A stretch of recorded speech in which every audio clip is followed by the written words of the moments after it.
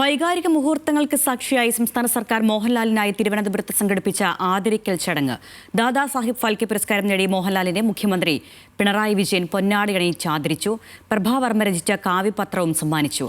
മോഹൻലാലിന് ലഭിച്ച നേട്ടം ഓരോ മലയാളിക്കും അഭിമാനകരമെന്ന് മുഖ്യമന്ത്രി പറഞ്ഞു. സർക്കാരിന്റെ ആദരത്തിന് മോഹൻലാൽ നന്ദി അറിയിച്ചു.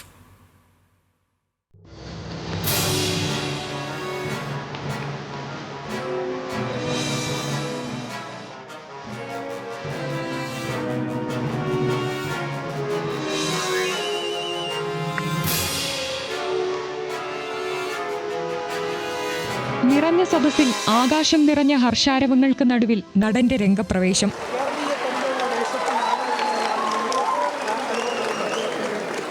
ദാദാസാഹിബ് പുരസ്കാരം നേടിയ നടൻ മോഹൻലാലിന് കേരളം ആദരമർപ്പിക്കുമ്പോൾ ചടങ്ങിന് ഏറ്റവും അന്വർത്ഥമാക്കുന്ന പേര് തന്നെ സർക്കാർ നൽകി. മലയാളം വാനോളം ലാൽ സലാം. സർക്കാരിനു വേണ്ടി മുഖ്യമന്ത്രി പിണറായി വിജയൻ മോഹൻലാലിനെ ആദരിച്ചു. നടപ്പിലും ഇരിപ്പിലും നോട്ടത്തിലും വരെ ഇത്രത്തോളം മലയാളിയെ സ്വാധീനിച്ച മറ്റൊരു നടനില്ലെന്ന് മുഖ്യമന്ത്രി. രാജാ രവിവർമ്മ ഇന്ത്യൻ ചിത്രകലയുടെ ആചാര്യനായി, ഫാൽക്കെ ഇന്ത്യൻ ചലച്ചിത്രകലയുടെ ആചാര്യനായി. ഫാൽക്കെയുടെ അനുഗ്രഹം ഏറ്റുവാങ്ങുന്ന മോഹൻലാൽ ഇന്ത്യൻ ചലച്ചിത്രാഭിനയ കലയുടെ സമുന്നത പീഠത്തിന് അധിപനുമായി. സ്വന്തം നാട്ടിൽ ഗംഭീര ചടങ്ങൊരുക്കിയതിൽ മോഹൻലാൽ സർക്കാരിന് നന്ദി അറിയിച്ചു. അവാർഡ് വാങ്ങിയ നിമിഷത്തേക്കാൾ വൈകാരിക ഭാരമേറെയെന്ന് താരം.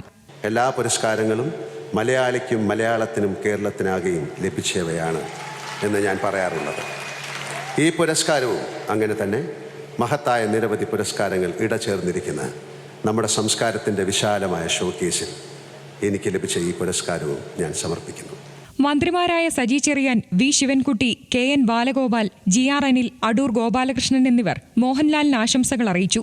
ലാലിന്റെ നടനവൈഭവത്തിന് അർപ്പണമായി കഥകളി ആചാര്യൻ കലാമണ്ഡലം സുബ്രഹ്മണ്യനാശാൻ തിരനോട്ടം വേദിയിൽ പകർന്നാടി.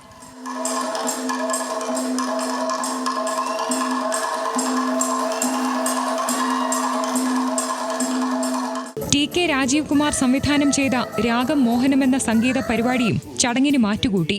സെൻട്രൽ സ്റ്റേഡിയം നിറഞ്ഞുകവിഞ്ഞ ചടങ്ങിൽ നിന്ന് പ്രതിപക്ഷം വിട്ടുനിന്നു. കൊച്ചിയിലായതിനാലാണ് ചടങ്ങിനെത്താൻ കഴിയാത്തതെന്നാണ് പ്രതിപക്ഷ നേതാവ് VD സതീശന്റെ ഓഫീസിന്റെ വിശദീകരണം.